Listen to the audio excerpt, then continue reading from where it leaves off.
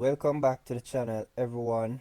Today I will basically do another video on role of agriculture, challenges and support services.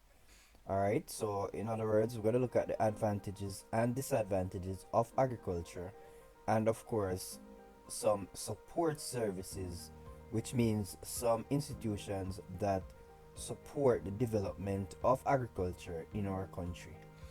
Alright, so before we move on, I want to remind us that this type of video is to provide explanation and notes for you. It is taken directly from the CXC Agri syllabus, and it is therefore designed specifically for the CXC Agri students. So don't afraid to use it to take your notes. If you are face to face, you will have to take your notes. These are the same type of notes you will take. So this video is designed for you to take your notes, so no hesitation. All right, roles and importance of agriculture in national, regional and international economics. So we are looking at the benefits of agriculture now. So one, of course, it provides foreign exchange. Two, it contributes to gross domestic product. It also contributes to gross national product. It facilitates food security, and of course it provides employment, and of course it promotes trade liberalization. When we move on, we'll get into detail with each of these advantages. So we are basically looking at the advantages, but before we go on to the advantages in detail, there are four terms that I'd like to define. The first one is business. So of course a business is a commercial activity. It's an activity where you have buying and selling of goods and services. National, when it speaks of national, it means of a specific country. So for example, Jamaica, when you speak about Jamaica on a whole, it is a national level. Within Jamaica alone, we're speaking on a national level. Regional means between countries that are close, so it could be in more than one country in the same region, such as the Caribbean countries. So the Caribbean would be described as being regional. The international level would be global, all these countries in the world. All right, so advantage number one, as I mentioned, we have foreign exchange earnings. So of course, if you practice agriculture, the excess or surplus can be exported to other countries, and they in turn will purchase those goods, and we will gain their money. And of course their money has more power, it has more value than our money as we in Jamaica now, right? So we earn that extra money, we will be able to facilitate our business better, and of course the economy on a whole, because we have more money coming into the country, and more money now is being spent or can be spent in our country to facilitate more business, more buying and selling and so forth, make our country better. All right, let's move on. Number two, it contributes to gross domestic product. So of course, in short, the gross domestic product is the total amount of goods that is produced within a country. So we are in Jamaica, all our production, the production comes from many sectors, like the mining sector, they produce minerals, bauxite. Agriculture produce crops and animals and so forth. So agriculture add to that aspect of production within a country. It actually helps to solve some of our needs as a people, our food needs, or raw material needs and so forth. That is very important, because what that means is that we have the economy being developed. It means we have agricultural activities being practiced in our country, and that is good, we can provide jobs locally from agriculture. But importantly, when we speak about gross domestic product, it does not involve imports or foreign exchange. All right, that's key importance for you to remember. All right, on the other hand, with gross national product, it speaks about all production within a country, and of course, as I said, agriculture is one of the sectors, but it also involves all the foreign exchange earnings. So when the country is calculating gross national product, they will calculate or add into it the foreign exchange earnings. All right, and that is very, very important. It means not only that we are producing in our country, but we are also exporting and getting money from abroad in our economy, in our country. Okay. All right, the third advantage is food security.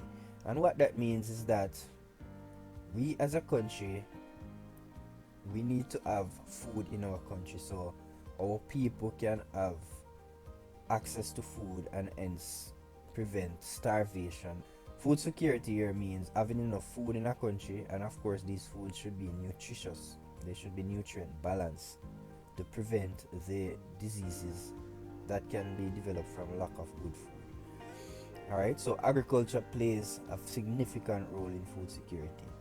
Alright, number 4, good employment ratio of imported food to local produce.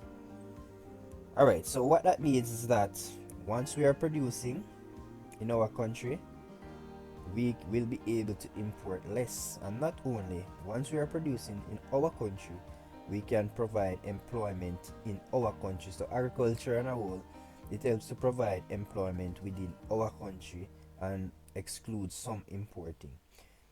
What importation mean is that we will purchase our goods from abroad. So for example, if the country is lacking in pork, for example, or beef, because the country don't want to be forced in lack of food, it will purchase that extra meat or food overseas. So what that means is that our money will be going overseas. Right? What that means is that we are not producing enough locally.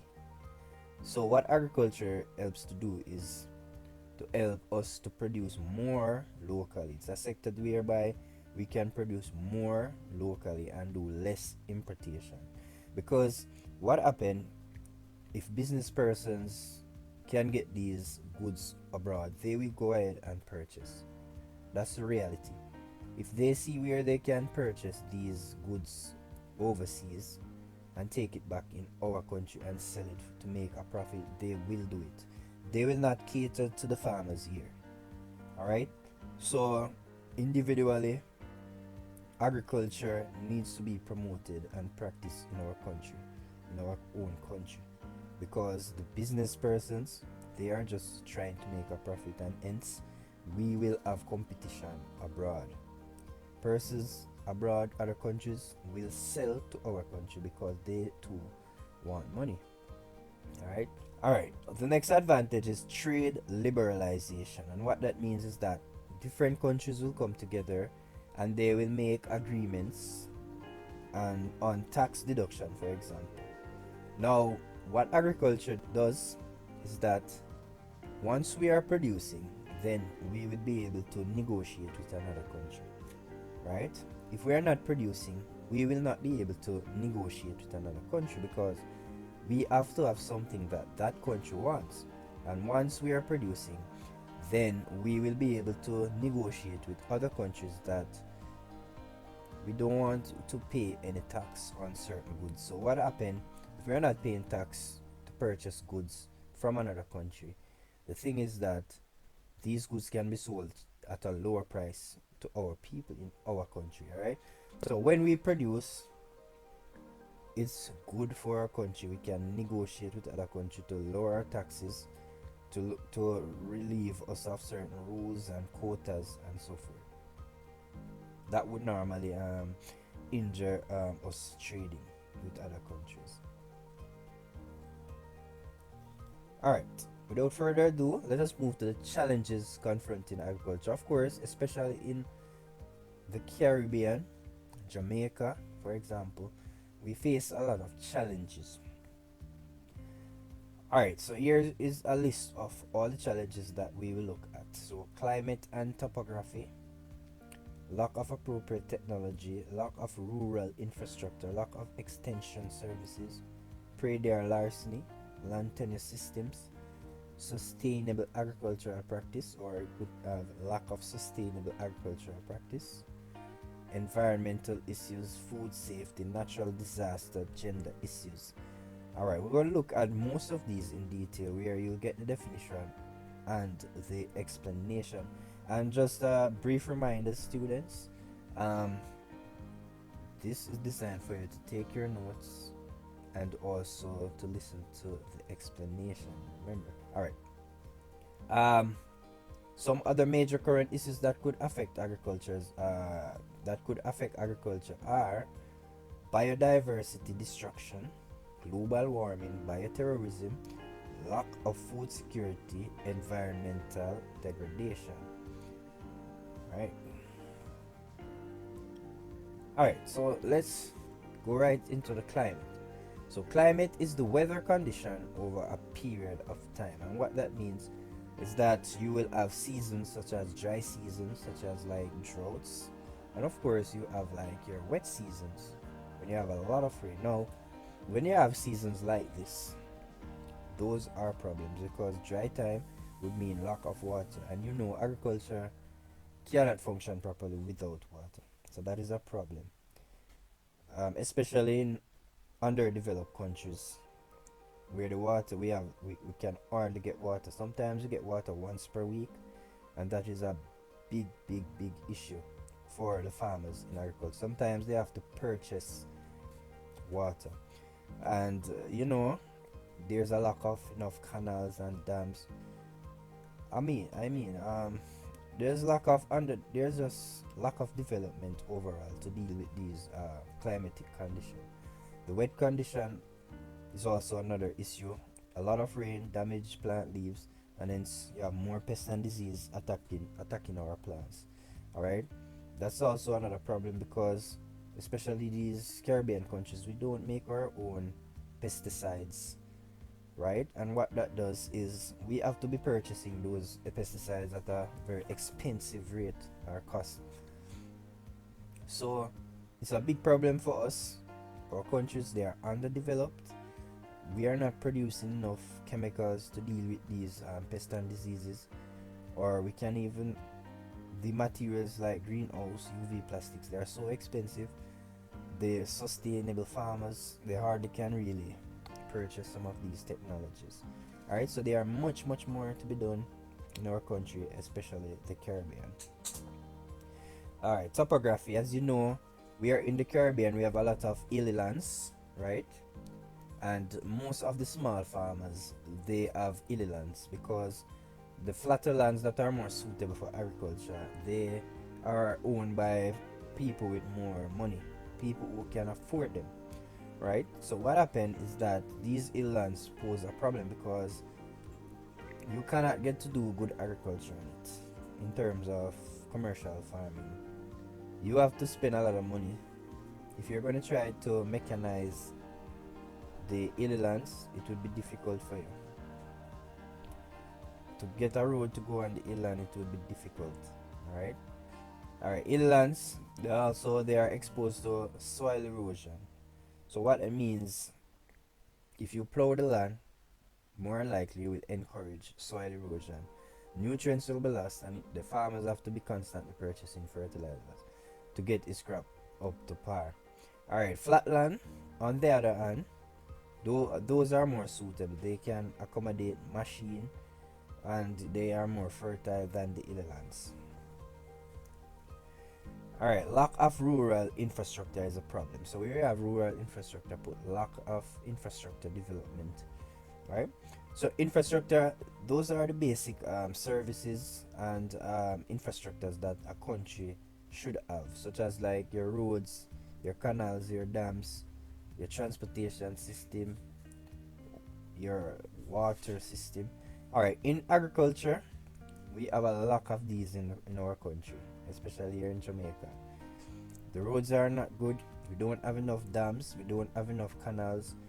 For more than 30 years, we have the same water issue. From I was a child, we having water issue, and even now we have the same water issue. I mean, we have, these underdevelopment is costing us, especially in agriculture. We really need that development, alright? So the more infrastructure we have, the better we'll be able to compete, because we have to understand that we compete from countries abroad. Our businessmen here in Jamaica, they will not wait on us here in Jamaica, the farmers here, to produce. If they find out that a country is lacking in produce, they will purchase it abroad. That's how it goes. So we are in globalization, alright? They will not wait. We need development in these areas. Alright, lack of extension services personnel. So of course, there are not enough people working with the government to actually inform the farmers and train them. Alright, of course, we have extension officers who work with RADA and many more, but there are persons who still do not know these extension officers. We need more constant training, more certification. We need those persons who are paid to do so, to make it mandatory to reach out to the people, alright, and inform them, teach them, and educate more people. We really lack this service. Even though we have persons in this field, we do lack the persons with the drive, the persons with the urge to educate and train. Persons have these jobs, but they are not reaching out. Sometimes you don't know them. Alright, but nonetheless, let's move on. Alright, predial larceny. Of course, stealing is a big factor in agriculture. It discourages a lot of farmers.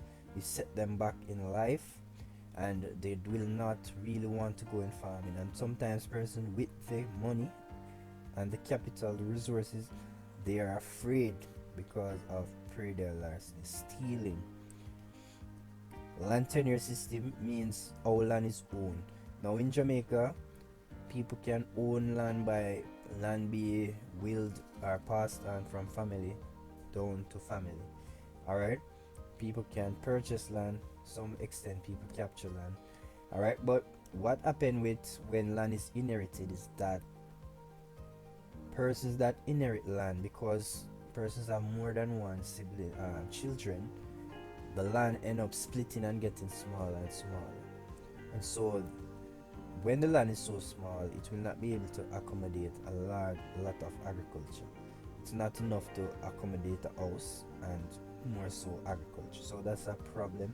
So what the government can do really is to secure land specifically for agriculture. We know the best lands, they are purchased by people who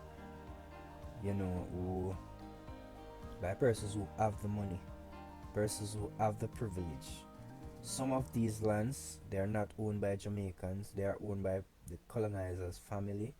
They are the best land, and we still have some of those family members owning these lands, and people have the money own the lands, and that's a big problem. The government has to protect these lands.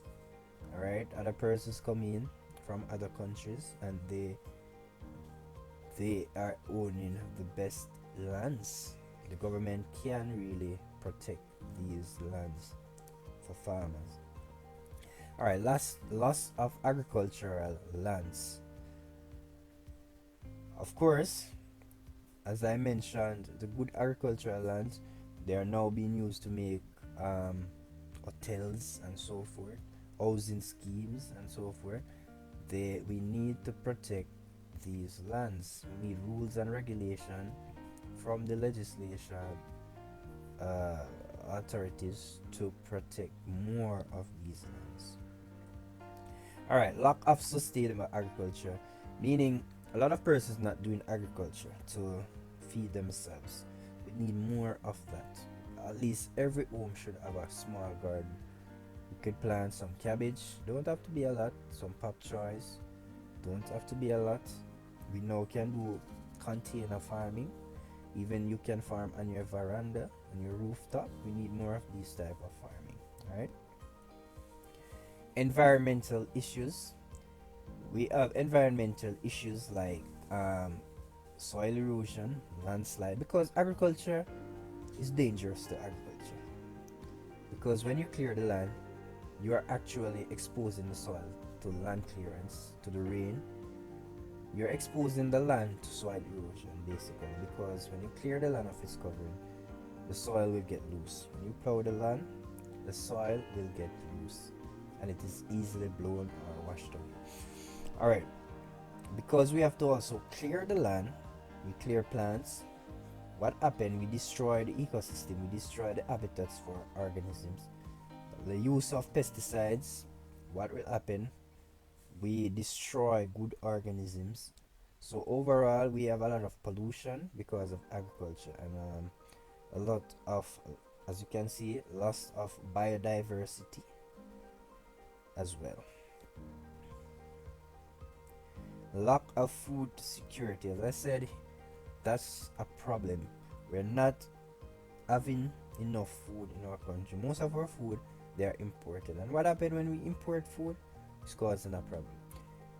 The seeds, when we import the seeds, some of these seed diseases and pests, they lodge in the seeds. Now when we have these new diseases, the thing is, we as a country, we are not making the chemicals. So what happened? We purchase from abroad, we bring in pests and disease as well, and what happened? We don't produce our own chemicals. So as you can see, there is a big problem. You have to be purchasing chemical. All that expense will drain us. We will still not be able to produce the amount that we could produce because of the high input cost. Alright? Big problem. Natural disaster, of course, that is a problem. You speak about the storm, right? You know, farmers, they are exposed to a lot of damage, and of course, they have to have money to repair, especially their greenhouse, to plant back their crops. Some farmers are flood. Some farmers, their farms are flooded out and so forth.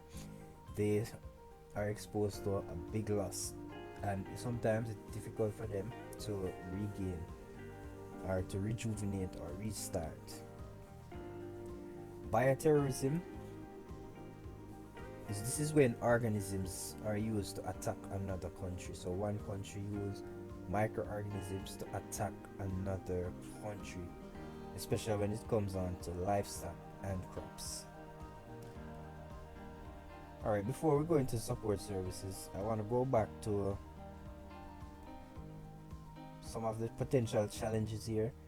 Of course, biodiversity means all the different organisms, all living things living together, all the different living things. So what happened? Agriculture, as I mentioned earlier, destroys all those different living things. Global warming means the earth, the more we remove our plants, the more chemicals we use. What happened is that the earth, the temperature on the earth is getting hotter, and when the temperature on earth increases, we have more droughts, and that's a big problem. Alright, so I just wanted to define and explain those two issues. Alright, let's move back to the support services. Alright, so the support services, of course, these are institutions that are put in place to help the development of agriculture. For example, like RADA. Alright, so they are put in place to help develop agriculture. So we're going to look at a few of them. Okay, they are categorized into local, regional, and international. Now you remember when we defined those terms earlier. Alright, so local is like the Ministry of Agriculture. Alright, in our country, RADA would be a local as well. Alright, regional, as I said, the Caribbean, examples would be Caribbean community like CARICOM. the Caribbean Food and Nutrition Institute, CDB, which is the bank, CARDI, which is a research institute. You have the University of the West Indies, College of Agriculture. You have Eastern Caribbean Institute of Agriculture and Forestry.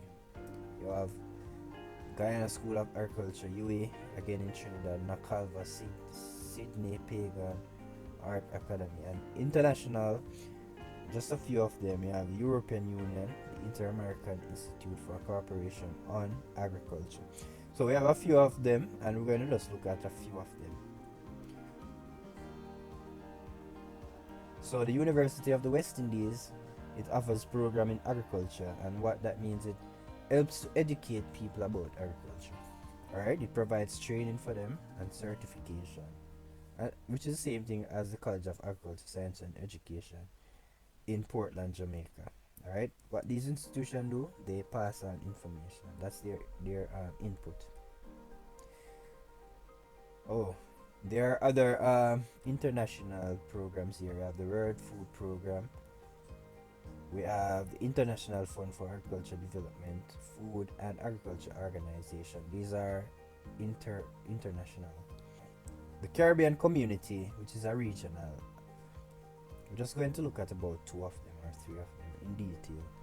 So, as you know, it was developed in May 1973. It replaces CARIFDA, and of course, countries that are a part of this community are Trinidad and Tobago, Barbados, Guyana, Jamaica, Antigua, etc. And their purpose is basically to eliminate duties, right? So you can trade with these countries. So these countries trade with one another, and they don't charge extra tax on the goods that they trade. That's a big benefit from the CARICOM. Alright, the Caribbean Food and Nutrition Institute, it is established in 1967. UWI Jamaica is the headquarters. And of course, what it does is to provide education material and food security and health. So what they try to do is to make sure a country has all nutritious food for its people. They try to prevent all the diseases that can develop from lack of food. Alright, so that's their purpose. Their function is to the health section. And the Caribbean Development Bank, which headquarters is in Barbados, as you know, this bank, they provide a lot of loan. They provide money and fund projects. Alright, that's their main function. Alright, and last but not least, we're going to look at just a few careers in agriculture. And the reason for doing this is that we need to understand, you students, you need to understand that agriculture is not just production, where you have a farmer go and till the soil and plant crops. There are many more careers in agriculture, and what I'm going to do now is just expose you to some of them, so you can go and do your own research. Alright, so we have the categories. You have the sale category, the service, the marketing, the production. So of course, when I mention the farming, I'm speaking about the production aspect. You have the education aspect, like the agriculture science teacher. You have the agro-processing section. Let's speak about like the factories, the manufacturers that turn the goods, the raw produce, into products, like Grace Kennedy, those factories. All right. We have certification department, the journalism, the engineering departments, our category, administration, management, quality control, food inspection. So take some time and research, ask questions. You have a lot of job opportunities. So those are the careers. So as you can see, many different jobs under each category. So the sale, you have a farm store, you sell chemical, you sell you, right? The service area, artificial insemination operator, bank consultant, the economist. The marketing aspect mean how you get your produce to sell. You have the marketing specialist, the advertising analyst. There are many jobs you can seek out. The production, as I mentioned, you have the dairy farmer, the vegetable farmer, the aquaculture farmer. education, you have the nutritionist, the teacher, the lecturer, etc. And there are just many more. You can take your notes. I said this video is for you to take your notes. Alright? And that is the end of the lesson. So students, subscribe to the channel, use the videos wisely, take your notes, listen to the explanation, ask questions to your teachers, and so forth. See you in another video. Thanks for viewing.